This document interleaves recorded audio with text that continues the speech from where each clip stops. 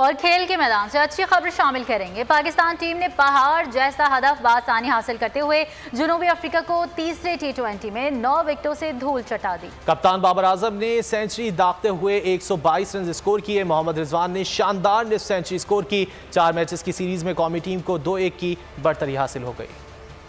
और इसी खबर पर बात करने के लिए हमें ज्वाइन किया है सोहेब अलवी, क्रिकेट एक्सपर्ट हमारे साथ मौजूद है। बहुत शुक्रिया सोहेब टाइम देने के लिए। एक ही दिन में दो खुशियां मिली हैं पाकिस्तान के क्रिकेट फैंस को, क्या कहेंगे आप?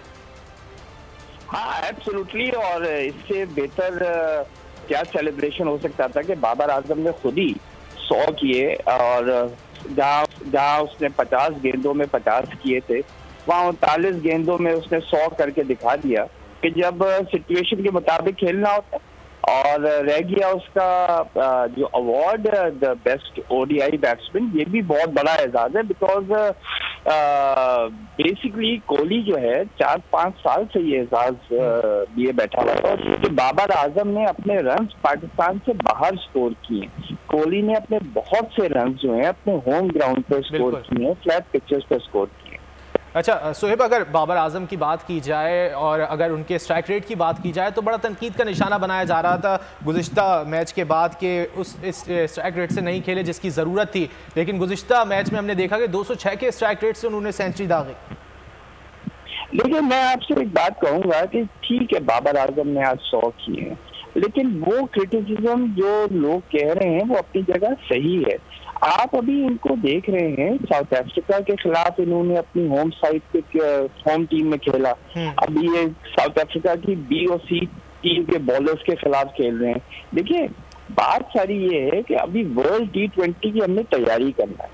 क्या बाबर आजम दुनिया के बेहतरीन बॉलर्स के अगेंस्ट इस तरह की बैटिंग कर सकेंगे जो पावर प्ले में रिक्वायर्ड है? तो मान रहे हैं, लेकिन वो स्ट्राइक रेट से पावर प्ले में नहीं खेल रहे जिस तरीके से खेलना चाहिए when it comes to top line bowlers. तो देखिए अभी साउथ अफ्रीका के 3 टॉप बॉलर्स IPL चले गए, तो वो ये T20 सीरीज नहीं खेले। हमने जो देखे हैं वो साउथ अफ्रीका की C कैटेगरी बॉलर्स हैं, इस वजह से कि अगर एक वाइट बॉलर अच्छा है उसको भी इन्होंने नहीं सेलेक्ट किया होगा, क्योंकि ये 6 ब्लैक बॉलर्स को सेलेक्ट करना चाहते हैं। तो ये C कैटेगरी की एक बॉलिंग अटैक है जिसके खिलाफ full credit to them, because shots फिर भी आपने खेलने होते हैं और फील्डर्स फिर भी अलर्ट होते हैं। लेकिन ये जो बात है कि फखर और शर्जील जैसे आपको स्ट्राइकर्स टॉप पे चाहिए। रिजवान भी बहुत अच्छा खेल रहा है, लेकिन रिजवान सिर्फ न्यूजीलैंड के टेस्ट हुआ है अभी तक। वो जो प्रॉपर फुल स्ट्रेंथ फाइट जिसके अगेंस्ट वो खेलेगा, ऑस्ट्रेलिया है, इंग्लैंड है, उसके खिलाफ T20 में अभी तक टेस्ट नहीं हुआ है। सो ये हमें फिर भी पिंच ऑफ सॉल्ट के साथ लेना चाहिए, और हमें ये देखना चाहिए कि हमारे कौन से बैट्समैन हैं जो इन टॉप बॉलर्स के खिलाफ पावर प्ले में रन्स कर। अच्छा सोहेब, हम ओपनिंग स्पॉट पर कब तक तजुर्बात करते रहेंगे? गुज़िश्ता रोज भी फ़खर वन डाउन आए, आप कैसा समझते हैं इस डिसीजन को कि फ़खर वन डाउन आ रहे हैं और बाबर आजम और रिजवान जो है वो ओपन कर रहे हैं?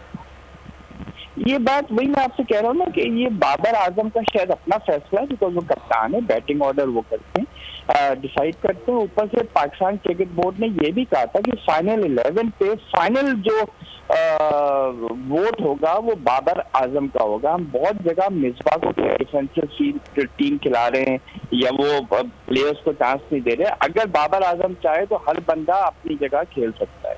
तो ये मेरे ख्याल में बाबर आजम की पाकिस्तान और साउथ अफ्रीका के मैच पर जीत के हवाले से सोहेब अलवी इस वक्त हमारे साथ मौजूद हैं। सोहेब, टीम का मोराल तो यकीनन बुलंद हुआ है। कुछ क्रिकेट फैंस है जो कमेंट्स कर रहे हैं कि पाकिस्तान जब जिसे चाहता है हरा देता है, जब जिससे चाहता है हार जाता है। आप क्या समझते हैं, ऐसा ही कुछ है? नहीं, वो बेसिकली देखिए एक हमारे यहाँ कंसिस्टेंसी जो आ रही है वो हमारी बॉलिंग में एडवर्स कंसिस्टेंसी में कहूँगा। देखिए इस टीम को भी जहाँ उनके टॉप 2-3 बैट्समैन नहीं मौजूद थे, हम 200 के ऊपर रन कंसीड कर रहे हैं। और बात सारी ये हो रही है कि ठीक है हमारे पास एक और मैच ऐसा आता है जहाँ हम उनको पकड़ लेते हैं उनके बैट्समैन को, लेकिन ये अच्छा वो नहीं है शेड्यूल, बिकॉज 180 पहले T20 में 200 के ऊपर बनाने पड़े दूसरे में, और दोनों में वो 225 की टारगेट पे जा रहे थे अगर उनका मिडिल ऑर्डर स्ट्रांग होता। क्योंकि उनके टॉप प्लेयर्स नहीं है तो पाकिस्तानी बॉलर्स ने उनको पकड़ लिया।